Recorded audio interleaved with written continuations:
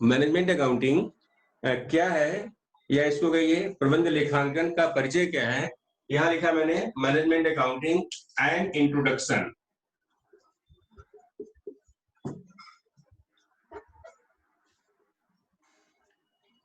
अब हमको ये देखना है कि मैनेजमेंट अकाउंटिंग होती क्या है, मैनेजमेंट अकाउंटिंग की शुरुआत कब से हुई और मैनेजमेंट अकाउंटिंग की परिभाषा क्या है। जैसे हम शुरू करते हैं इस चीज को। व्हाट इज अकाउंटिंग, पता आपको। लेखांकन क्रिया क्या है। लेखांकन का अभिप्राय होता है कि हम खातों में या खातों के अलावा हम कागज पर लिखते, मैंने शुरू में समझाया था आपको कि जब हम लेखांकन करते हैं, लेखांकन के लिए क्या करते हैं, पहले तो हम लिखते हैं, उसको रिकॉर्ड करते हैं, रिकॉर्ड करने के बाद क्लासिफाई करते हैं, वर्गीकृत करते हैं, उसके पश्चात उनका सारांश बनाते हैं। इस तरह से लेखांकन की क्रिया प्रारंभ की जाती है।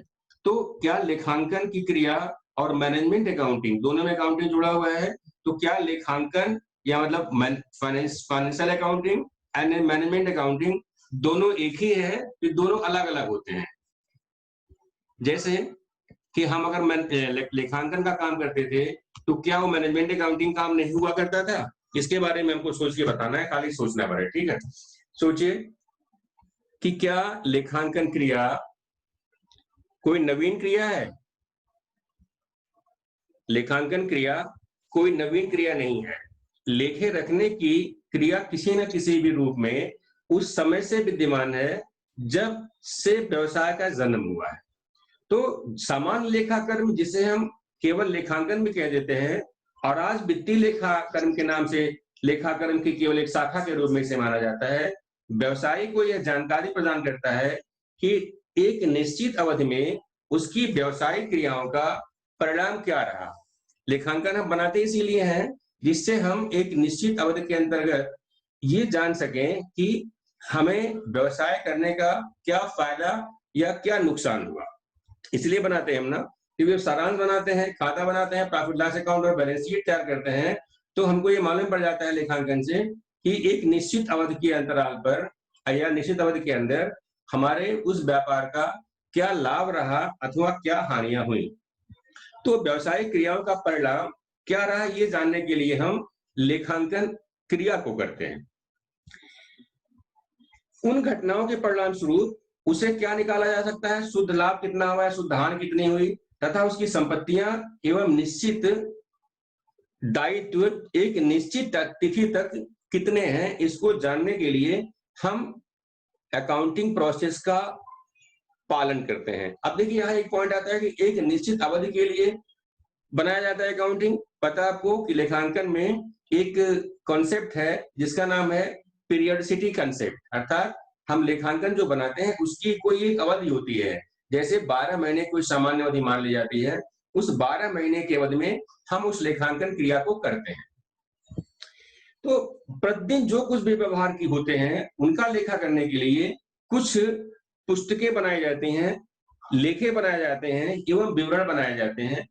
एक लेखांकन अवधि के अंत में इनकी सहायता से अंतिम खाते बना लिए जाते हैं। ये व्यवसायी को तो संबंधित व्यापार की गतिविधियों के बारे में परिणामों की जानकारी तो देते ही हैं, किंतु साथ साथ जैसे बाहर के लोग हैं, जैसे लेनदार हो गए, ऋणदाता हो गए, विनियोगकर्ता है, सरकार है, श्रमिक है, सामान्य जनता को भी ये सूचनाएं प्रदान करते हैं। आपको ये भी पता है कि जब हम लेखा कार्य को पूरा कर लेते हैं, जब प्रॉफिट लॉस अकाउंट और बैलेंस शीट तैयार कर लेते हैं, तो ये जो कंपनियों की बैलेंस शीट और प्रॉफिट लॉस अकाउंट होता है, इसे पब्लिश किया जाता है। और पब्लिश करने के पश्चात बहुत सारे उसके यूजर्स होते हैं, जैसे एक रिसर्चर है, बिजनेसमैन स्वयं भी उसको देख के अपने बहुत सारे निर्णयों को ले सकता है।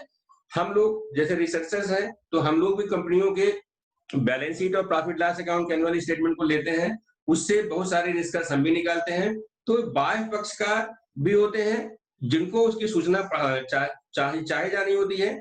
इन सूचनाओं के आधार पर हम निकालते क्या है, इन सूचनाओं के बारे में हम बहुत सारी जानकारी प्राप्त करते हैं, जैसे विभिन्न पक्षकारों की जो शोधन क्षमता है या उनका जो सॉल्वेंसी है वो कैसी है, लाभदायकता क्या है, प्रबंधकीय कुशलता क्या है और करदान क्षमता आदि के बारे में हम बहुत सारी जानकारी प्राप्त करते हैं। परंतु वित्तीय लेखांकन अवधि में एक व्यवसाय के मामलों में केवल जिसको हम कह सकते हैं कि पोस्टमार्टम करता है और कुछ नहीं करता है, पोस्टमार्टम के रूप में कार्य करता है, अर्थात ये स्व परीक्षा के रूप में कार्य करता है। ये आधुनिक प्रबंध की आवश्यकताओं की पूर्ति नहीं कर पाता है। इसी कारण प्रबंधकीय उपयोग हेतु बहुत से महत्वपूर्ण संबंध जैसे बाजार की मांग है, डिमांड ऑफ द मार्केट है, what is the condition of competition in the market, सामान्य व्यवसायिक दिशाएं, general conditions of the business, engineering design, व्यक्तिगत सूचनाएं, कानूनी नियमन आदि की सीमाएं आदि की पूर्ति करना लेखांकन योग्यता के बाहर की बात होती है। इसलिए व्यवसाय का बढ़ता हुआ आकार, उत्पादन में वृद्धि, तकनीकी वृद्धियां, इसकी जटिलता, सरकारी हस्तक्षेप तथा उद्योगों के सामाजिक दायित्व के प्रति जनता को जागरूक करने के फलस्वरूप भावी नियोजन नीतियों एवं योजनाओं का मूल्यांकन, लागत का नियंत्रण, उत्तरदायित्व तथा अधिकारों का विभाजन एवं शीघ्र एवं उचित निर्णय आदि नवीन आवश्यकताओं का भी प्रादुर्भाव हुआ। इन सब कारणों से हमारे लेखांकन जो हम बनाते थे, प्रॉफिट लॉस अकाउंट और बैलेंस शीट, ये इन सारी आवश्यकताओं की पूर्ति नहीं कर पाता है। तो इन आवश्यकताओं की पूर्ति करने वाला कोई एक ऐसा स्टेटमेंट होना चाहिए जिसके द्वारा हम इन आवश्यकताओं की पूर्ति कर सके। जैसे अगर मान लो हमको ये पता करना हुआ है बाजार में व्यवसाय का बढ़ता हुआ आकार है, उत्पादन में के स्तर में वृद्धि है, जिसको कैसे नापोगे आप? प्रेजेंट टाइम में आप देखिए, जैसे कोरोना काल में जितनी व्यावसायिक संस्थाएं हैं, इनके कार्य बहुत ज्यादा प्रभावित हुए हैं। तो ऐसी अवस्था में इन लोगों को ये सोचना पड़ेगा कि आखिर हम ऐसी कौन सी रणनीति अपनाएं जिससे कि हमारा व्यापार बढ़ सके, उत्पादन करें। क्या कंपनियां उत्पादन करना बंद कर चुकी होंगी? जनरली हमारे दिमाग में आता है कि क्योंकि वस्तुओं की खपत नहीं हो रही है, इसलिए कंपनियों ने उत्पादन कार्य को स्थगित कर रखा है। उत्पादन कार्य स्थगित रखने का कारण सबसे बड़ा यह है क्योंकि हमारे पास मोबिलिटी नहीं है। प्रेजेंट टाइम में हम कहीं यहाँ वहां जा नहीं सकते हैं, कम से कम लोगों की मोबिलिटी हो रही है। तो कंपनियां ये निर्णय ले सकती हैं कि आखिर हमारे इन पिछले अप्रैल, मई, जून, जुलाई और अगस्त के पूरे महीने में लोगों ने कितना यूज किया हमारी वस्तुओं का, और नेक्स्ट मंथ में हमारे पास उत्पादन कितना करना चाहिए जिससे कि हमारा उत्पादन वेस्ट ना जाए। उत्पादन तो वेस्ट नहीं जाएगा, लेकिन उत्पादन रखने की आवश्यकता पड़ेगी, बाद में तो मांग बढ़ेगी ना।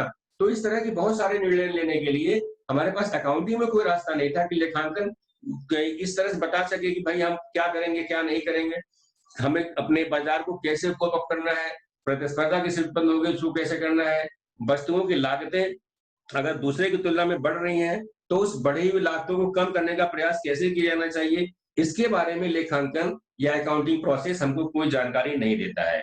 तो इन आवश्यकताओं की पूर्ति सामान्य लेखांकन या वित्तीय लेखांकन द्वारा संभव नहीं हो पाया। इसलिए प्रबंध लेखांकन का विकास व्यवसाय प्रबंध की समस्याओं को पूरा करने के लिए हुआ। वस्तुतः वर्तमान समय में प्रबंध और लेखांकन विधि कार्य एक दूसरे के काफी निकट आ गए हैं और ये माना जाता है कि व्यवसाय के कुशल नियोजन, नियंत्रण एवं निर्णय के लिए लेखा विधि की भूमिका अत्यंत आवश्यक है। अब लेखा विधि की यह भूमिका इतनी महत्वपूर्ण और विस्तृत है कि प्रबंधकों की आवश्यकताओं को पूरा करने के लिए लेखांकन की एक नई शाखा का विस्तार किया गया, जिसे प्रबंध लेखांकन कहते हैं। प्रबंध लेखांकन वास्तव में वित्तीय लेखांकन और लागत लेखांकन दोनों का व्यवहारिक पहलू है। जैसे लिखा है मैं यहाँ, जैसे हमारे फाइनेंशियल अकाउंटिंग और दूसरा आपके सामने आपने अभी तक पढ़ा हुआ था कास्ट अकाउंटिंग। ये दो विषय आपने पहले पढ़े हुए हैं। इन दोनों विषयों को पढ़ने के पश्चात, जैसे देखिए हमने फाइनेंशियल अकाउंटिंग पढ़ा, तो फाइनेंशियल अकाउंटिंग में हम केवल ये जान पाते हैं कि हमारे प्रॉफिट या लॉसेस कितने हुए, नुकसान कितना हुआ या हमको कितना फायदा हुआ, हमने ये जानने देखा।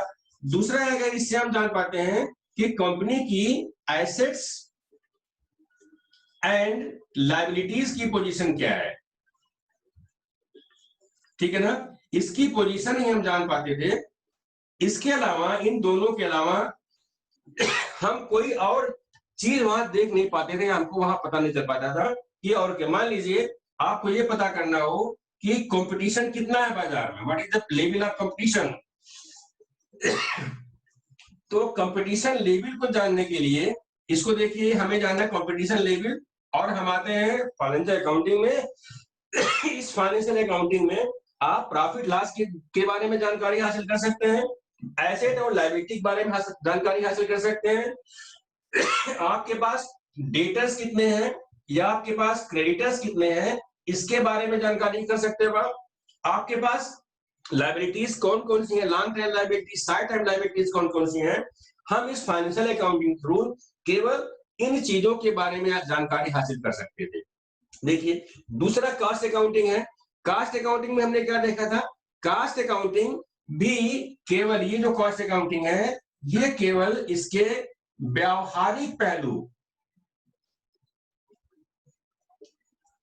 व्यावहारिक एस्पेक्ट को ये केवल हमको बताता था। इसके अलावा कॉस्ट अकाउंटिंग से हमें ये कभी नहीं मालूम पड़ पाया है कि what is the position of competition level in the market, है कि नहीं। तो ऐसी अवस्था में हम लोग क्या कर सकते हैं, चीजों को जो हमें मैनेजमेंट अकाउंटिंग की आवश्यकताएं थी वो ये दोनों पूरा नहीं कर पाता था। अब मैनेजमेंट अकाउंटिंग की बड़ी आवश्यकता क्या है, मैनेजमेंट अकाउंटिंग की जो सबसे बड़ी आवश्यकता है वो इतने डिस्कशन आपको मालूम पड़ गया होगा कि हमें किसी भी चीज के बारे में अगर डिसीजन करना हो तो हम निर्णय लेने की परिस्थिति में नहीं होते हैं। अर्थात अगर हम कॉस्ट अकाउंटिंग की बात करें, we cannot make a decision on the basis of cost accounting. We are not able to make decisions on the basis of financial accounting. Therefore, the other system of accounting has been developed by the way of problems. To solve the problems, there an accounting system has existed that is known as management accounting. तो प्रबंधकीय लेखांकन केवल खातों की बात नहीं करता है, केवल लागतों की बात नहीं करता है। प्रबंधकीय लेखांकन निर्णयन की प्रविधि के बारे में बात करता है कि हम उन खातों के आधार पर, उन लेखों के आधार पर किस तरह से अपने भविष्य के लिए निर्णय कर सके। जैसे मान लीजिए कि किसी एक वस्तु का दाम 100 रुपया है, अगर हम उसको प्रोड्यूस करते हैं, if you are producing anything, the cost आकर साइज ₹100, बाजार में 100 रुपए में हम वस्तु बना के बेच रहे हैं। लेकिन मान लीजिए आपको बाजार में कोई वस्तु 75 रुपए में मिल रही है इन दी मार्केट, या लिखा in the market, if I am getting a thing that is produced by me for ₹100 and that same product is present in the market for ₹75 or available in the market for ₹75, तो बताइए कि क्या हमें इस 100 रुपए वाली वस्तु को बनाना चाहिए अथवा नहीं बनाना चाहिए। तब इसमें क्या कर सकते हैं, निर्णय ले सकते हैं कि यहाँ पे एक निर्णय लिया जाता है मेक और बाय डिसीजन, मेक और बाय डिसीजन। तो कब करेंगे ये, देखिए यहाँ 75 रुपए तो आ रहा है यहाँ पे बाजार में, अगर हम उसको अपने घर में लाएंगे भी तो लाने मान लीजिए ₹1, ₹2, ₹3 खर्च जाएंगे, तो एटलीस्ट इसकी कीमत 80 रुपए होगी, 5 रुपए जोड़ दोगे इसकी कीमत 80 रुपए हो जाएगी। तभी भी हम इस 100 रुपए की कास्ट के बहुत नीचे आ रहे हैं। तो ये देखा जाता है इसमें, ये निर्णय करने का एक ऐसा विज्ञान है मैनेजमेंट अकाउंटिंग, जिसमें हम अपने व्यवसाय के बारे में बहुत सारी चीजों से संबंधित निर्णयों को स्थापित कर सकते हैं। तो ये जो मैनेजमेंट अकाउंटिंग है ये निश्चित रूप से एक निर्णय अकाउंटिंग या इसको कहते हैं डिसीजन मेकिंग अकाउंटिंग, जिसका दूसरा नाम दिया जा सकता है। अब आइए, ये जो प्रबंध अकाउंटिंग है या मैनेजमेंट अकाउंटिंग है, ये शुरू कहां से होता है, इसका उद्भव कैसे होता है, अर्थात ये इसका इवोल्यूशन किस तरह से होता है। प्रबंध लेखांकन लेखों के समंकों के बुद्धिमत्ता पूर्वक व प्रभावशाली प्रयोग द्वारा ही व्यवसाय संचालन की स्थिति के संबंध में पूर्ण जानकारी प्राप्त कर सकता है, उस पर अधिकतम नियंत्रण कर सकता है। इसका मतलब ये हुआ कि हम कह सकते हैं कि अगर हम किसी मैनेजमेंट अकाउंटिंग सिस्टम को अपने यहाँ इंस्टॉल करें, अपने संस्था में इंस्टॉल किए हैं, तो ये जो हमारे पास आंकड़े इकट्ठा होते हैं, जैसे अकाउंटिंग का है, अकाउंटिंग की हमारे पास कौन सी चीजें हैं, अकाउंटिंग में क्या मिलता है, आंकड़े होते हैं, प्रॉफिट क्या रहा पिछले साल का, इस साल का प्रॉफिट क्या है, पिछले साल में बैलेंस शीट की पोजीशन क्या थी, उसमें लायबिलिटीज कितनी थी, एसेट्स कितनी थी, जो लायबिलिटीज हमारी बढ़ी या कम हुई, इनके बारे में हम जानकारी सब, तो हमारे पास क्या होता है, इन अकाउंटिंग में हमारे पास केवल आंकड़े होते हैं, समांक होते हैं, और इन समांकों के बुद्धिमत्तापूर्ण व प्रभावशाली प्रयोग द्वारा ही व्यवसाय संचालन की स्थिति के संबंध में पूर्ण जानकारी प्राप्त कर सकता है और उस पर मैक्सिमम नियंत्रण भी स्थापित कर सकता है। ये है मैनेजमेंट अकाउंटिंग। अगर हम परिभाषाओं की बात करें, बहुत सारी परिभाषाएं ले लीजिए, तो परिभाषा तो वैसे ही बोलता हूं। अब आइए एक परिभाषा खाली बताता हूं। एक परिभाषा है रॉबर्ट एन एंथोनी की परिभाषा है। रॉबर्ट एन एंथोनी कहते हैं, प्रबंधकीय लेखांकन विधि का संबंध उन लेखांकन सूचनाओं से है जो कि प्रबंध के लिए उपयोगी होती हैं, या इसको हम लिख सकते हैं, management accounting is concerned with management accounting is concerned with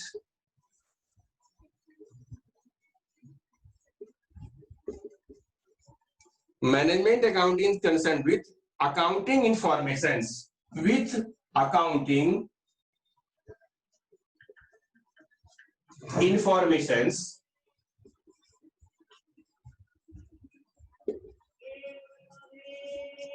management accounting is concerned with accounting informations that is useful to management,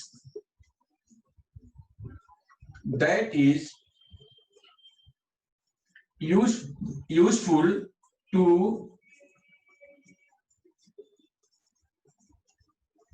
management. तो ये परिभाषा देखिए, सिंपल सी परिभाषा है कि management accounting is concern with accounting information, प्रबंध लेखांकन उन लेखांकन सूचनाओं से संबंधित है, that is useful to management, जो कि प्रबंधन के लिए, प्रबंधकों के लिए उपयोगी होती है। ऐसे लेखांकन को आप मैनेजमेंट अकाउंटिंग कहते हैं। अगर कोई लेखांकन जो मैनेजमेंट को इंफॉर्मेशन देता तो है, लेकिन वो मैनेजमेंट के लिए यूजफुल नहीं होता है, वो हमारे लिए मैनेजमेंट अकाउंटिंग में नहीं आएगा। जैसे जो हम प्रॉफिट लॉस अकाउंट तैयार कर रहे होते हैं, प्रॉफिट लॉस अकाउंट हमने तैयार किया, प्रॉफिट एंड लॉस अकाउंट से मैनेजमेंट को क्या सहायता मिलती है? आप as a student of commerce इसको डील कर सकते हो कि ऐसी सूचनाएं जो प्रबंधन को ऐसी सूचनाएं जो प्रबंधक के लिए, प्रबंधकों के लिए लाभकारी या उपयोगी होती हैं, ऐसे समस्त समांकों को, ऐसे समस्त इंफॉर्मेशन को आप मैनेजमेंट अकाउंटिंग के पेरिफेरी में या क्राइटेरिया में लेके आते हैं। तो अगर कोई सूचना मैनेजमेंट को कोई लाभ नहीं देती है, मैनेजमेंट को कोई फायदा नहीं पहुंचाती है, मैनेजमेंट को कोई हेल्प नहीं करती है, तो उसे हम लेखांकन मैनेजमेंट अकाउंटिंग की श्रेणी में नहीं लाते हैं। परिभाषा के हिसाब से अगर देखें तो विशेषता क्या हो सकती है, परिभाषा किताबों में बहुत सारी और दी हुई हैं, उसको आप पढ़िएगा। फिलहाल आप देखते हैं दूसरा पॉइंट हमारे सामने है कि व्हाट इज द कैरेक्टरिस्टिक्स और nature of management accounting. Next point is characteristics.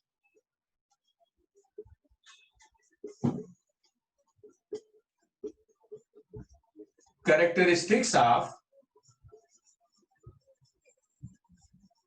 Management accounting. इसकी विशेषताएं क्या है, उसके बारे में थोड़ी सी जानकारी हासिल की जाए।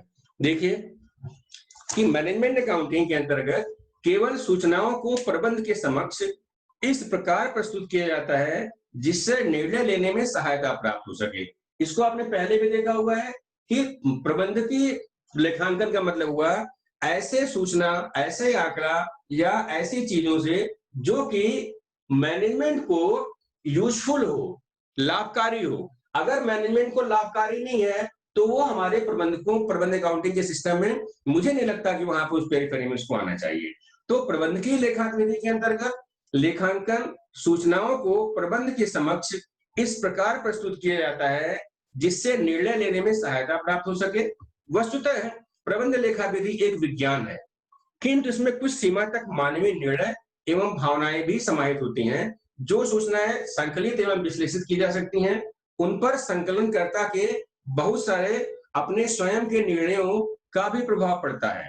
इस रूप में प्रबंध लेखांकन की जो प्रकृति है वो कलात्मक होती है, अर्थात एक कला के रूप में इसको मान सकते हैं। अब प्रबंध लेखांकन कला है या प्रबंध लेखांकन क्या है, इसके बारे में बाद में डिस्कस करेंगे। फिलहाल पहला हमारे पास विशेषता है, इसका पहली विशेषता है to provide characteristics of management accounting में पहली विशेषता है टू प्रोवाइड अकाउंटिंग इंफॉर्मेशन, या पहली विशेषता है प्रोवाइड अकाउंटिंग इंफॉर्मेशंस।